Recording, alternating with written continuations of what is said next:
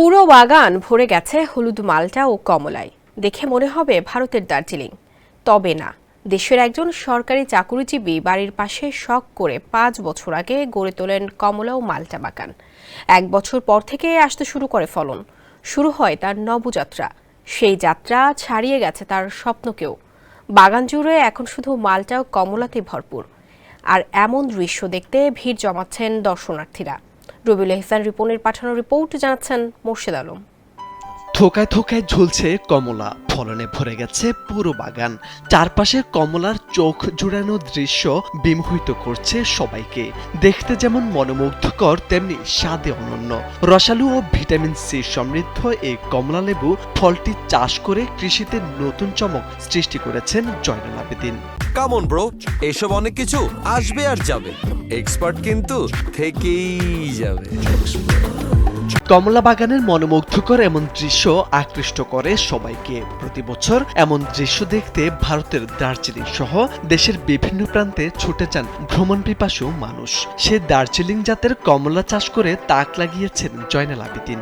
এখানে আমি পরীক্ষা করে দেখলাম যে রসালো এবং মিষ্টি হয় ফলটা, এবং খুব চমৎকার। আমি ভাবছিলাম যে হয়তোবা হবে না, তো পরবর্তীতে যখন দেখলাম যে হচ্ছে, তখন আমি আশেপাশে জমি লিজ নিয়ে আমি আরো এটা বৃদ্ধি করার চেষ্টা করছি। ঠাকুরগাঁও সদর উপজেলার রাজগাঁও ইউনিয়নের দক্ষিণ বটিনা গ্রামের বাসিন্দা জয়নাল আবেদিন পেশায় সরকারি চাকরিজীবী। চাকরির সুবাদে দেশের বিভিন্ন স্থানে কমলার বাগানে আকৃষ্ট করে তাকে। তাই শখের বশে 5 বছর আগে বাড়ির পাশে শুরু করেন বাগান। চুয়াডাঙ্গা থেকে নিয়ে আসেন মাল্টা ও কমলার চারা। এর 1 বছর পর থেকে ফলন আসা শুরু করে। এবার হলুদ রং হয়েছে মাল্টা ও কমলার। জয়নাল আবেদিনের পুরো বাগান জুড়ে দার্জিলিং জাতের কমলা, চায়না কমলা ও হলুদ মাল্টায় ভরপুর। দেখে আমি উদ্বুদ্ধ হই, ওখান থেকে চারা নিয়ে আসি। 550 চারা এখানে আমি লাগাই। 300 কমলা চারা আছে, আর 150 আছে মালটা চারা। আমি তাদের কর্মসংস্থান করতে পেরেছি। আমি এতে খুবই হ্যাপি, এবং এলাকার মানুষজনকে আমি একটা বাগান উপহার দিতে পেরেছি। মানুষজন এসে খুব খুশি হয়, এখানে খেয়ে তৃপ্তি পায়। নিজ হাতে ফল এভাবে পেরে খাওয়ার যে কি একটা আনন্দ, সেটা আমি নিজেও অনুভব করি। এলাকা যারা আসে বাগান থেকে, তারাও অনুভব করে, খুব খুশি হয়।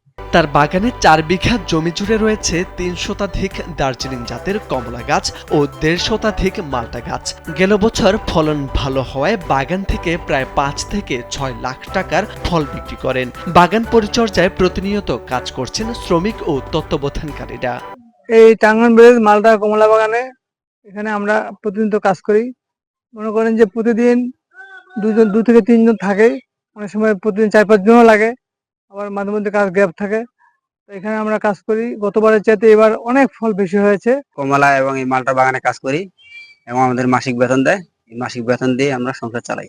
কমলা বাগানের এমন দৃশ্য দেখতে প্রতিনিয়ত ভিড় জমাচ্ছেন দর্শনার্থীরা। চারদিকে এমন দৃশ্য দেখে আর বাগানের কমলা খেয়ে তুষ্টির কথা জানান তারা। এসে যা দেখলাম, আসলে যা ভাষায় প্রকাশ যায়, আমাদের বাংলাদেশে এত সুন্দর, বিশেষ করে ঠাকুরগাঁতে এত সুন্দর মালটা কমলা হয়, এটা কখনো চিন্তাও করতে পারি না। তখন আমার মনে ইচ্ছা ছিল যে আমাদের বাংলাদেশে যদি এরকম করতো, তাহলে আমরা উপকৃত হতাম। তো সেই ক্ষেত্রে জয়নাল আবেদিন ভাইয়ের সাথে আমার পরিচয়। উনি বলল যে ভাই, আমি একটা বাগান করেছি, যদি সময় সুযোগ হয় তাহলে দেখতে যাবেন। তো ওই প্রেক্ষিতে আমি ওনার সাথে ওনার বাগান দেখতে এসেছি। প্রতি বছর আমি আসি এই কমলা খাইতে, অনেক ভালো লাগে আমাকে এই কমলা বাগানটা। অনেক সুন্দর, চমৎকার, দেখতে আমার অনেক ভালো লাগছে। আসার পরে আমি দেখলাম বাগানটা এত সুন্দর, যা ভাবার বাইরে। জমি উপযোগী হওয়ায় জেলায় কমলা ও মাল্টার বাগানের আবাদ ক্রমে বাড়ছে বলে জানান এই কর্মকর্তা। পাশাপাশি তাদেরকে বিভিন্ন ধরনের পরামর্শ দেওয়া হচ্ছে। কৃষি সম্প্রসারণ অধিদপ্তরের পক্ষ থেকে আমরা তাকে বিভিন্ন কারিগরি বিষয়ে পরামর্শ দিয়ে থাকি, এবং আমরা উচ্চতর কোনো প্রশিক্ষণের সুযোগ থাকলেও তাকে আমরা প্রেরণ করব। তো তিনি স্থানীয়ভাবেই আমাদের বিভিন্ন ধরনের উদ্যোক্তা তৈরি করছেন, কারণ তার বাগান যারা দেখতে আসছেন তারা অনুপ্রাণিত হয়ে কিন্তু নতুন নতুন বাগান সৃজন করছেন। কৃষি অফিসের দেওয়া তথ্য মতে জেলার ছোট বড় মিলে 60টি বাগানে 7.2 হেক্টর জমিতে কমলার চাষ হয়েছে। ক্রমে বাড়ছে ফলটির আবাদ। কমলা চাষে যুক্ত হচ্ছেন নতুন নতুন উদ্যোক্তারা। মোর্শেদ আলম, কালবেলা।